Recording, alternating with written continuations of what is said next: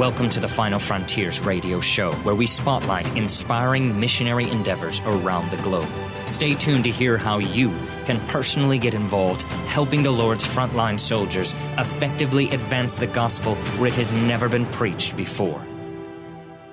Today we'll have missionary Dennis Ellis back with us, sharing a unique story of how God can make little into much. We'll have an interview with Pastor Don Prosser, talking about his travels through India, and we'll have a discussion about the new Final Frontiers missionary video series called Ernest Livingston. I'm John Nelms, and I'm here with Brother Dennis Ellis, who's been involved in our ministry for a long time. We were looking to find some preachers we could work with in Russia and in the former Soviet Union area. And that's when we ran upon Dennis and his wife, Katya, who's a Russian by birth, a Russian citizen. And Dennis had been in Russia for quite a long time already and became our director for that region. So every preacher we were supporting at that time was one that he had referred to us and could vouch for as a doctrinally sound, morally pure preacher who was busy planting churches. And we're honored today to have him here in our studios with us.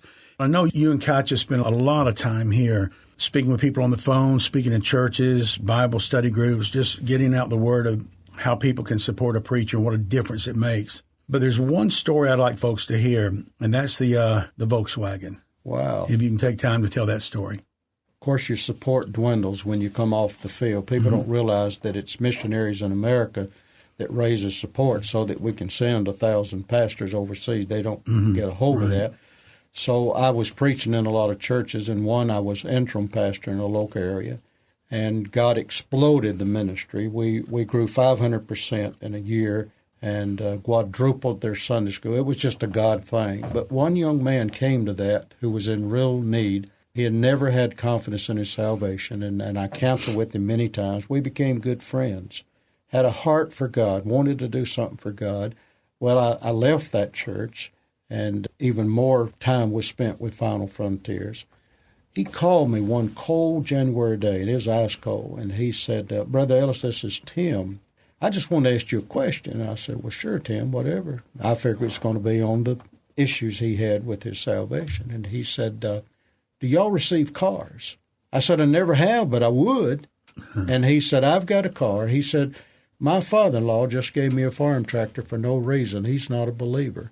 And I thought, my goodness, if a lost man can give me something so valuable to him, I've got that Volkswagen. It's been sitting out there 14 years. It had a 2001 tag on it, by the way. And he said, I bought it as a young teenager. And he said, I got married, lost interest. He's sitting there. And he said, if you'd take it, I'll be glad to give it to you. But he said, I can tell you now, it's not going to bring a lot of money. It's in real bad shape. And I said, well, what is it, Tim? He said, a 1973 Volkswagen Beetle. I like to have a stroke. I said, sure, I come look at it. Well, I went and looked at it. The tires were rotted. The fuel system was gone. The brakes were froze up. It had some serious issues. It wouldn't roll. So I called a friend in one of the churches, and he came and picked it up. He didn't charge us for it. I took it to a Christian place that worked on cars. They worked on it just for the parts. They got all those little things. You couldn't repair everything, but it had a Baja engine in it. It had customized seats. Tim had spent a fortune on it. And he said, don't spend a lot of money on that. You won't get your money out of it. I said, Tim, you've got the gift to give. I've got the gift to sell. Let me take care of it. So we put it out on the internet just to make an offer, and I figured it might bring $3,000, $4,000 because they're collectors. Went to a church with one of my students. Matthew met me at the door, and he said, Brother Ellis, you going to tell about that Volkswagen? And I said, Tim, Matthew, I don't feel right advertising on Sunday. He said, well, bless God, I don't have any problem with it. So he told his congregation what we was doing. Nobody said a thing. When I got home, there was a phone call on my answer machine, and it said a Dr. Veach. I'd never heard of Dr. Veach. I called him, and he said, Dennis, I was in the service this morning. I want that car. I'll give you $5,000. I said, Dr. Veach, I'm not asking that much for it. He said, I know, but I don't want anybody to get ahead of me. I've wanted a Volkswagen since I was 14 years old. And I said, well, where do we go from here? He said, I just need to get my money together. I figured 2 years, 3 years. I get calls, you do too. I said, how long would it take you to get it together? He said, about 2 hours. In 2 hours, he showed up in a neighbor's truck. He didn't even have a car. He looked at it, came in my office, flipped out $5,100 bills. When he laid them all down and I counted them, he looked at me. He said, Mr. Ellis, I hate to say this, but could I have 100 of that back? And I said, sure, it's your money. It's all of it. He said, I've got a bill tomorrow. I don't have any money to pay it. I Googled him later. He lived in a trailer court with no car, no income. The next day, I took that $5,000. We sponsored 7 pastors full-time for a year. We sent money to help 200 children, 60 families that needed food that you had told us about, bought 20 Bibles, and bought 1 camel in Egypt with that money. With $5,000. $5,000. Which would have been the equivalent of 1 month's support for a typical missionary. Oh, yeah. It wouldn't even cover most of the missionaries I know. Well, in 2 days, Dr. Veach called me back. Later, I found out he wasn't a doctor. He got that on one of his letters where he'd made a donation, and in honor, they called him doctor, and so he took the title as doctor. Oh, my goodness. I don't even know if he had an education at all.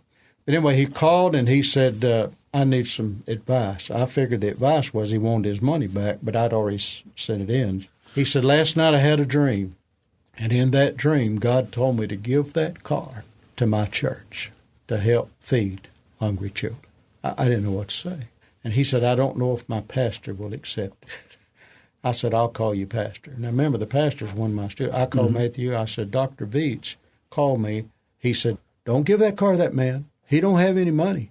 And if you do, I said, he laid down $5,100 bills, Matthew. He's already paid for it. He wants to give it to your church to feed children. And it broke Matthew's heart. So he did. He messed up the paperwork. It was an ordeal. But anyway, that was back in that church.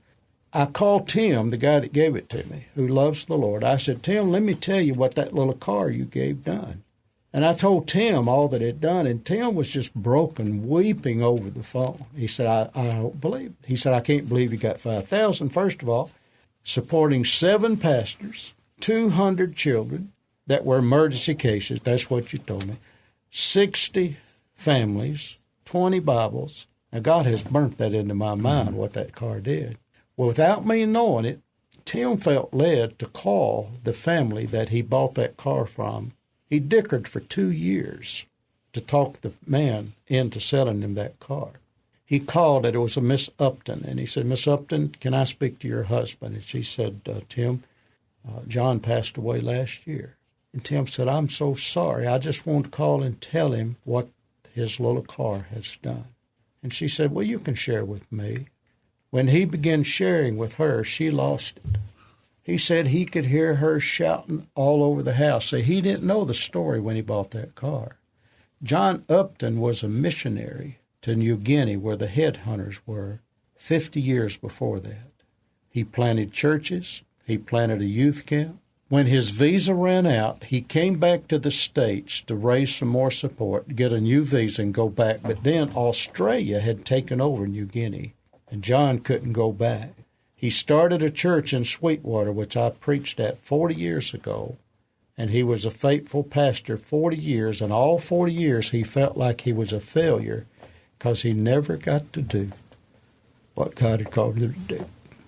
And she said, when I heard what that little car had done, it done everything he wanted to do and more.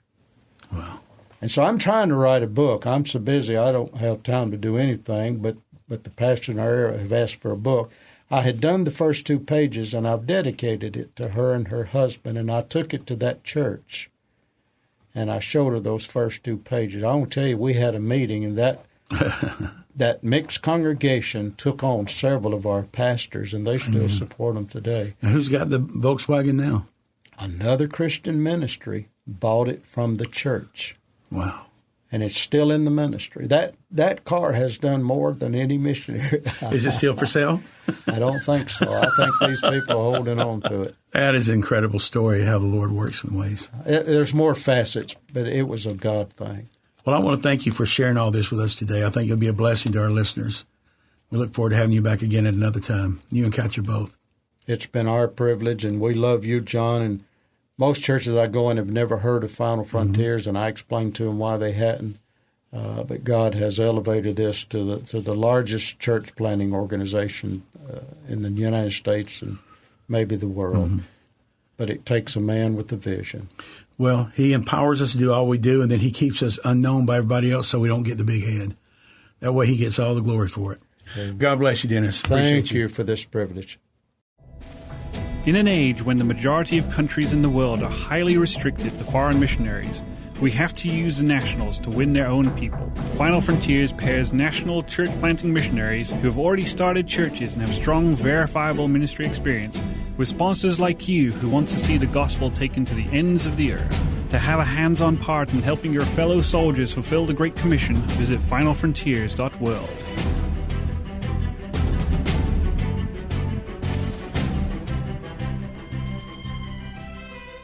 Hello, this is Joshua Martin, and today in the studio I have Pastor Don Prosser with me. And brother, it's great to have you here today. Thank you. It's good to be here. Around the world, there is between 3,000 and 4,000 unreached people groups that are left, national native groups of people with their own language, and the majority of those are in India. If you look at the map, it's like if you see the dots all over Asia, 75% of that's in Asia. But if you look at India, it's like India has the measles because most of the dots are right there.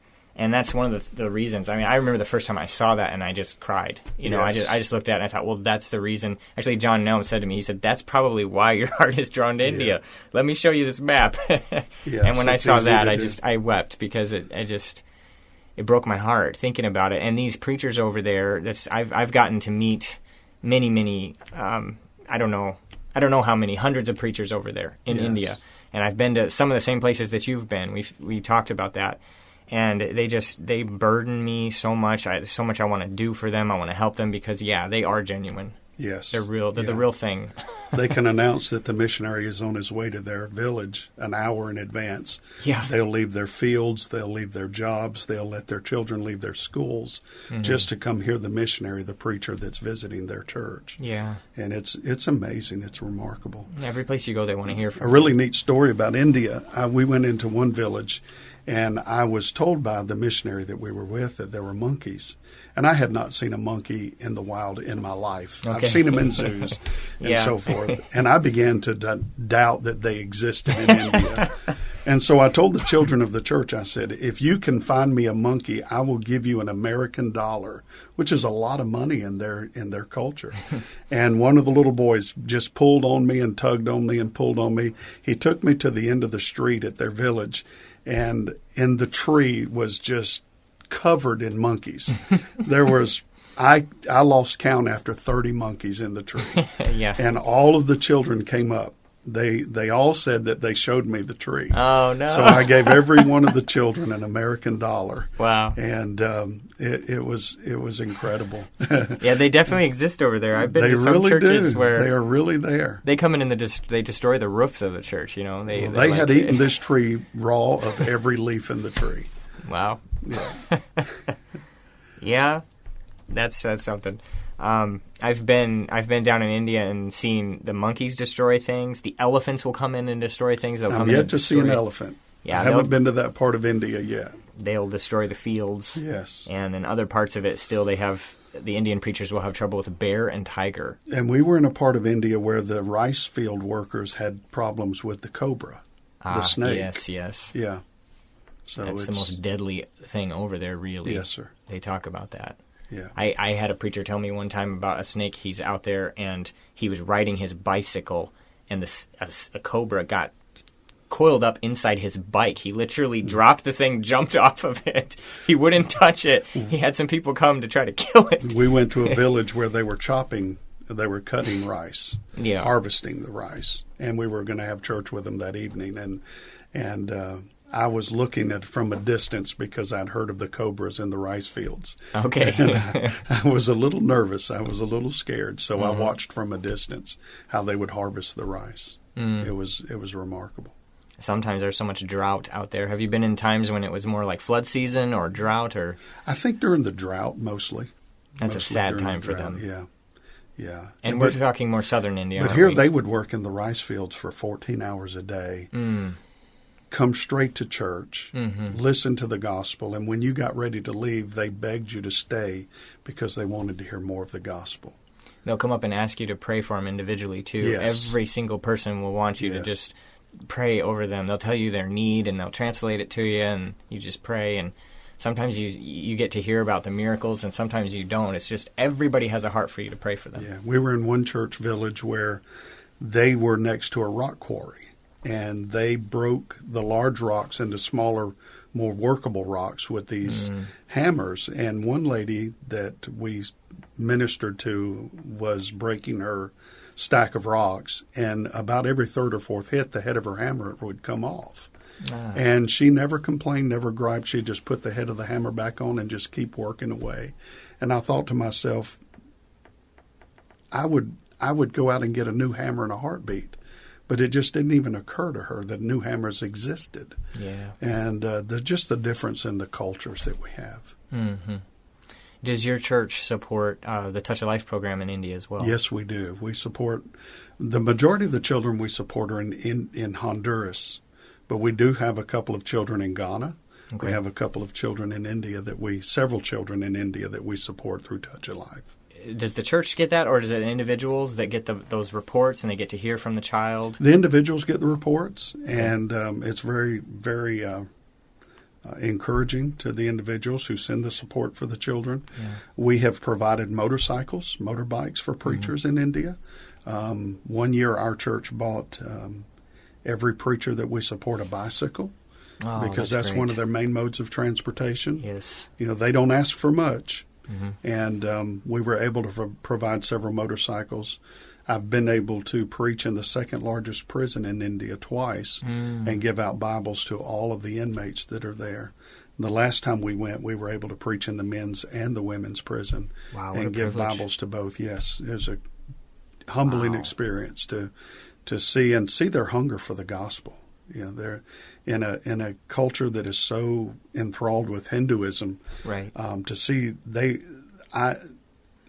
as I was giving the Bibles out, I was protected by a couple of the missionaries because they were mauling me for a Bible, for a copy of God's Word. They were knocking me off of my feet to get a copy of the Bible. That's something. Yes. There's so much spiritual darkness in that country. Exactly. And yet there's a hunger there. There's a deep hunger among them. And it's so awesome to watch those preachers giving their all and going to their own people. I've had the privilege to baptize in India. Oh, neat. In one of the rivers. And just as we were going into the river to baptize, a whole herd of buffalo came through the river. The water buffalo. Water buffalo came through the river, so we allowed them to get through and out of the way so no one that we were baptizing would get injured. But several of them who were baptized traveled for hours to get there just to be baptized by the missionary. Yeah. By the pastor from America to be there. What a privilege. If there's pastors that are listening to this, I mean, I'm sure you can testify to them. It's a life changer to get to really go to the field and see these national preachers out there. It is one of the greatest missions investments you'll ever make is to be able to go to a country like India or Honduras, any of these countries where the gospel is so desired, so hungered and thirsted for.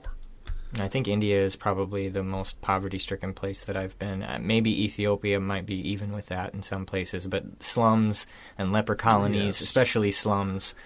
I have sat in trains even going through a city in India and going out and just sat in the door and just cried, watching. Because you never see poverty like that anywhere. It's just... Well, the lepers, we went to a leper village and to a leper church, and they are not accustomed to people touching them. Well, leprosy, as far as I know, isn't contagious, and if it is, God had his hand on me and protected me, but we were able to hug. They were foreign to people wanting to touch them and hug them and shake their hands, and they were some humble people there at the leper village, the leper colony, where there was a great church planted, and they were rejoicing to see them singing and rejoice in the Lord, and to see their children was incredible. That'll change your life when you see things. It is life-changing, absolutely. Especially when you see a pastor out there that's going and he's got stubs on his toes trying to walk, and he still tries to witness to his leper people, and still baptizes when he can. Any other stories from India that you would want to share? Well, we were taken to a temple there. I don't remember the god of the temple or anything of that nature, but the temple was just incredible. To see their devotion to their god, to a false god. Was that the festival to the goddess? I think so. I think I had seen video footage from that trip. That's exactly where it was. Mm-hmm. To see the pomp and circumstance around a false god that these Indians had, and to be able to go just a stone's throw away to a church that were winning these the temple prostitutes and the temple workers, winning them to Christ, and to see them rejoice in the Lord after conversion, after salvation, was just heartwarming, was heartbreaking, was just melted my heart for the people of India. You got to actually go there during a festival time. The time that I was there, I was with Solomon Bija, and it was not festival time. Everything was just dead quiet, and yet he took me into the temple. But you describe a little more what that's like. Wow, it's almost a festival atmosphere. Thousands of people. They buy these powdery incense, the powders to throw on the god, on the bright colors, the very bright colors. Yeah. They paint themselves. We were actually able to go into the temple. Yeah. We were to take our shoes off, and we were to go around the temple, and we saw the offering of a young teenage girl to the temple by her family to become a temple prostitute. Yeah. And that just broke my heart. I left weeping because you want to rescue, and thankfully there are churches there that are doing their best, women who used to serve in that capacity who are now converts for Christ, who are now saved, who are going back into the temple covertly. And trying to win these girls to Christ. I met one of those ladies. We were hoping to do a video about her in the future, and if anybody out there listening wanted to help that lady to be able to go in and rescue these women, oh boy, you could get a hold of us. You can visit us at finalfrontiers.world and get a hold of us. We can get a hold of Solomon Bija, the national director that's there, and help this lady, but it is needy. We have a previous episode in this season here where we talked about this, and Solomon was here. He's speaking in his Indian accent. He's talking about exactly what it's like to be one of those women and what they go through. So if anybody's interested, you can hear more about this by going back to our show notes and looking for that information. Yeah. It's awesome for a pastor. I think about other pastors, what it would do for them to go to India and actually see that idol worship, like they read in the scriptures, is still happening. Still exists. Worship to the goddess Diana. I mean, what you read about in Ephesus, it's still happening. Still happening. And just brought the gospel more to life in my trip to India than any trip I've ever taken. Brought the gospel really to life to me. And to speaking of Brother Solomon, he had us going night and day to church after church after church after church. Yeah. And he himself lives in a home where he has a children's home. Yes. He and his family live on the first floor, and then he has a girls' home and a boys' home, children up above. And I remember we had just a few moments of quiet time one afternoon, and I went up on the third floor and taught the girls to fill up water balloons. And we dropped them down on the boys. They'd never seen that in their lives. I think I got a couple of them in trouble, but I was able to rescue them, letting them know that it was my fault, that I'm the one who instigated the water balloon incident. And I think I'm the one who actually even took the balloons with me. So there's sweet kids there. They are precious, absolutely precious. You want to rescue every one of them. And some of those same kids have come out of that prostitution. Their mothers have been through that, and those kids have come out of that. Yes. Yeah. And had some of those girls not come out of that, they perhaps would have been taken right back into the same area where their mothers were. Yeah, that's true. Even their grandmothers will pressure them into it. It's a way of society. Yes. Boy, India, we have such a big heart for India, and I share that with you. Whenever I go there, I want to live there or stay there. I love it when I can go back. The hardest part of going to India is coming home, is leaving the country when there's so much more work to do. So any pastor listening or any lay leader, please send your pastor to India. Get in touch, finalfrontiers.world. Get in touch with Dr. Nelms, Brother Nelms, and go to India. They're planning a trip this fall in November that I'm hoping to get to go back for my third missions trip to India, our visionary trip to India. And it'll be one of the best trips you'll ever take in your life. It'll revive your ministry. It'll bring God's word so true to your heart. To see the people of India, their hunger and their desire, their thirst for righteousness. Yeah, it's true. Yeah. Well, thank you for talking to us today about this. Thank you. It's been my honor. Been a I really pleasure. appreciate it. Been a pleasure.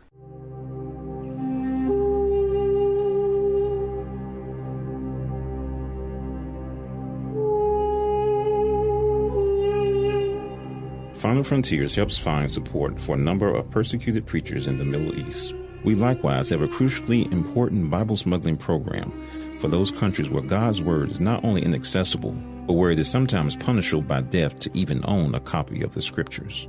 If you desire to join our Bible smuggling team to help advance God's Word to all people in all lands, by all means, visit finalfrontiers.world.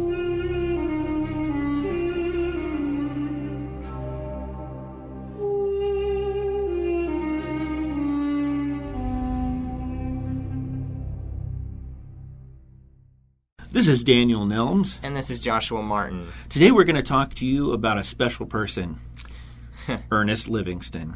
Yes, this is something that we've been working on for a while now, where everybody around here in the Final Frontiers offices knows who Ernest Livingston is, but maybe you don't. Yeah. Turns out he's a fictional character, but he's an excellent missionary just the same. He's an underdog missionary. Everything bad happens to him, right? Yeah. So we've been coming up with all kinds of ideas of terrible things that could happen to this guy, and we want to make it into a video series. And people out there, you're going to be seeing this in the future, and you're going to be seeing this guy who just goes through everything. He's somewhere in Eastern Africa, and he's suffering for the Lord, but he never quits. Never quits. He never gives up. Usiache. Right. We talked to some of our preacher friends in Kenya, and talked to them about, like, Swahili, tried to get the words correct. And so the word usiache means don't give up. There are several other words that we looked up, but they weren't quite right. And so we talked to these guys, and they said, well, that's what we would say. We would say usiache. Yeah. This whole thing started at here at the office one morning when we were trying to come up with some idea of something that we could film as a series to sort of show you what happens as a missionary, just bring you in there. So we drew on some of our own personal experiences and things that have happened to us, and then kind of took them to the extreme. And we pretty much wrote the entire series in one morning. It was pretty interesting. We came up with all the ideas that day, and just brainstorming, and we're laughing harder than we probably ever have right here in this room. Yeah. It was pretty funny. And then we got Michael in here, and we bounced it off him and his wife, and everybody had a chance to put some input in on it. And it's been a lot of fun creating the episodes themselves. It has been. It's been a blast. Even our local newspaper here in Louisville and the one in Augusta picked up on the story, and I think it actually ended up on the front page. So that was kind of neat to see. That doesn't always happen when you're in ministry. We have a couple of them where this guy is getting lost in the jungle, so to speak. And so some of those scenes are very difficult to film, and we were in a rush to try to work on those first. So I have been out in the swamps and in the forests in some really nasty situations, as you will see when you watch the videos. And we wore ourselves out getting that done immediately. Everything was filmed here, either in Jefferson County or in Columbia County.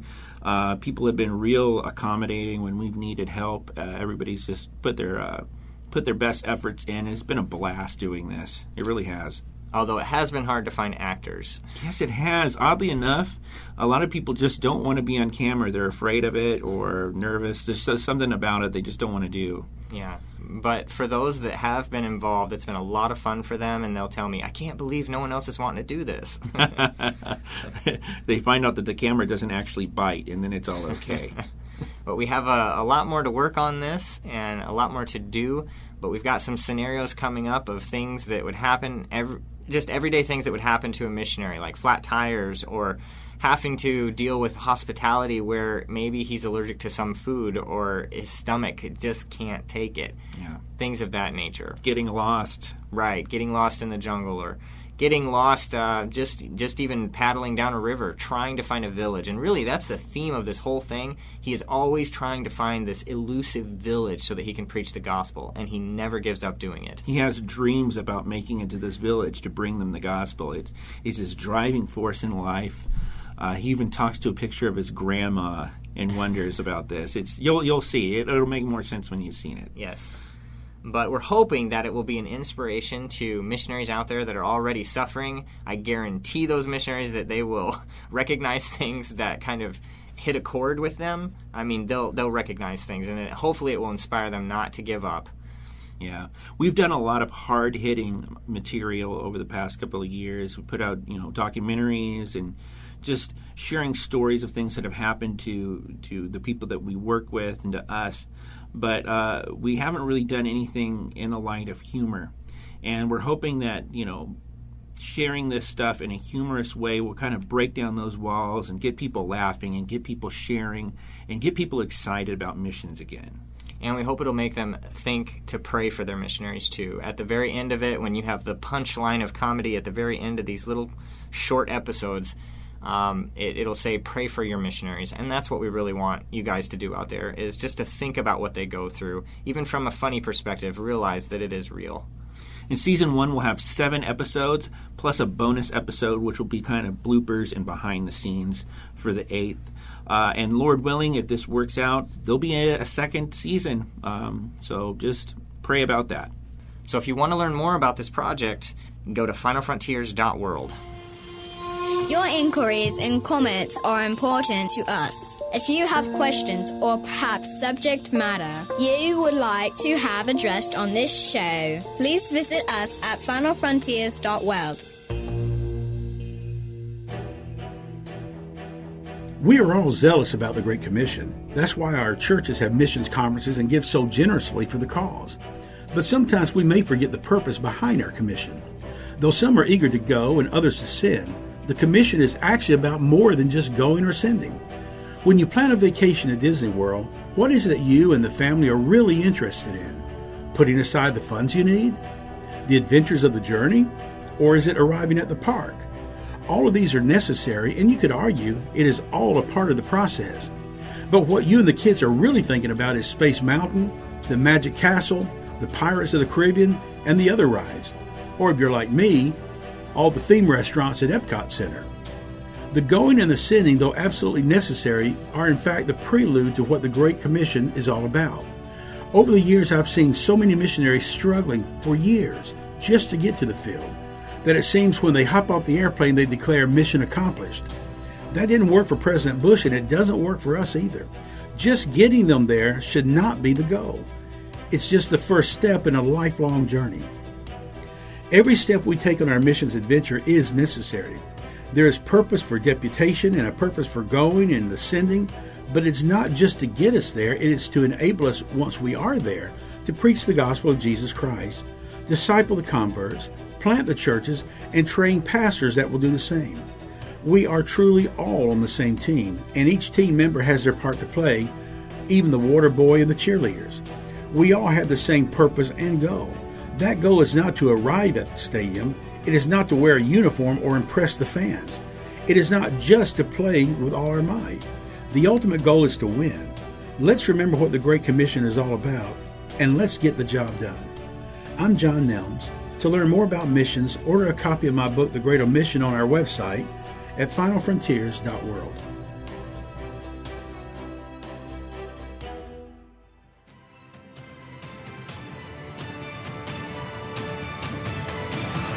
You've been listening to the Final Frontiers radio show, funded by sponsors like you. Thank you so much for joining us. Through the funding of national and native preachers, we endeavor to effectively advance the gospel where it has never been preached before.